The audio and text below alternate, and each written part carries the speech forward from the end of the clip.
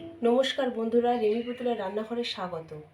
আজকে আমি বানাবো রাঙা আলুর পান্তুয়া। তার জন্য আমি দুটো বড় সাইজের রাঙা আলু নিয়েছি, নিয়ে দু টুকরো করে নিয়েছি। এবারে একটা প্রেসার কুকারে রাঙা আলুগুলো প্রথমে সিদ্ধ করে নেব।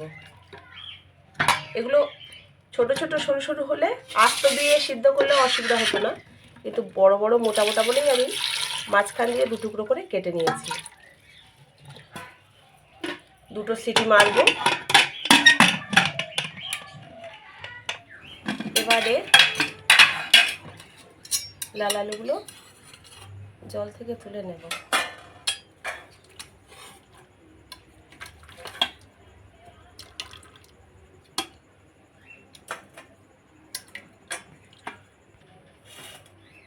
এবার এর গায়ে থেকে সমস্ত খোসাগুলো ছাড়িয়ে নেব ভালো করে।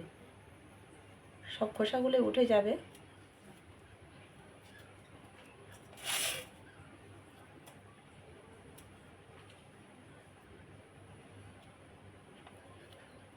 এখনো গরম আছে বলে না তোলা যাচ্ছে না, খুব গরম, হাত দেওয়া যাচ্ছে না।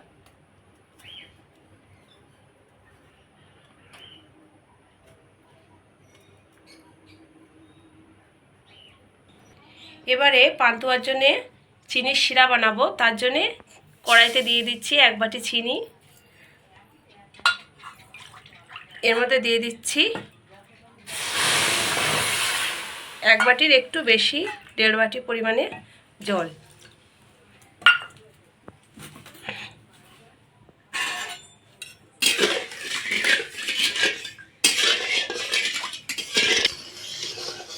চিনির শিরাটা রেডি হয়ে গেছে, এবার এটাকে নামিয়ে নেব।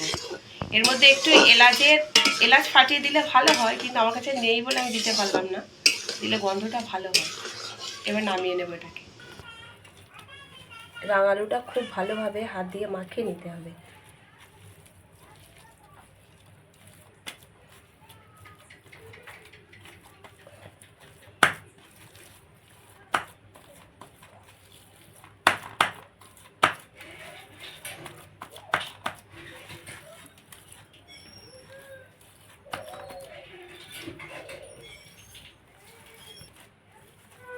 এবারে এর মধ্যে কিছু উপকরণ মেশাবো। তার জন্য দিয়ে দিচ্ছি 2 চামচ মতো ময়দা,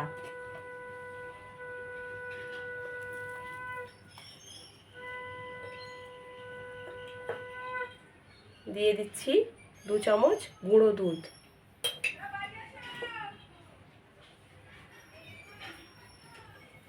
দিয়ে দেব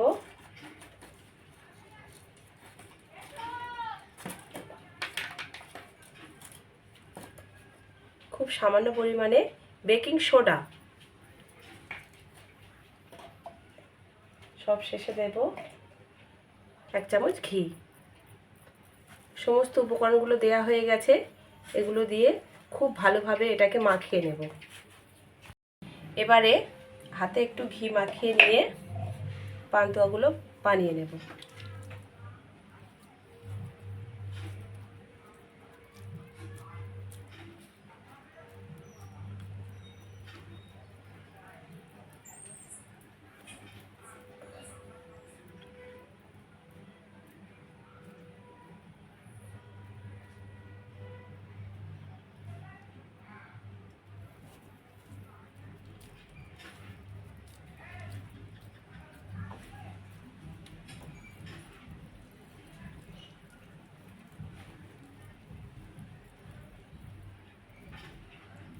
দুটো বানিয়ে নিয়েছি, আর এই একই রকমভাবে সব পান্তুয়াগুলো বানিয়ে নেব।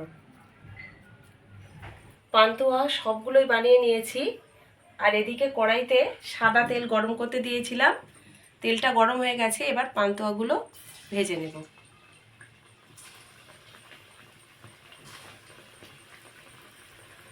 এটা খুব হাই ফ্লেমে ভাজবো না, মিডিয়াম ফ্লেমেই ভাজবো।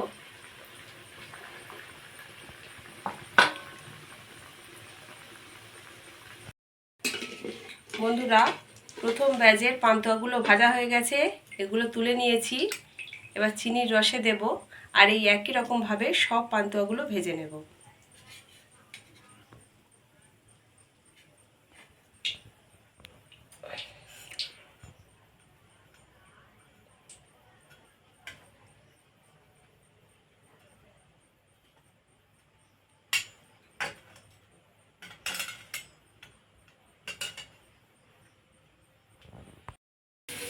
বন্ধুরা, তৈরি হয়ে গেছে রাঙা আলুর পান্তুয়া। প্লিজ ভিডিওটি পুরো দেখবেন আর আমার চ্যানেলটিকে সাবস্ক্রাইব করে দেবেন। পাশে থাকা বেল আইকনটি প্রেস করে অল নোটিফিকেশানটি অন করে দেবেন।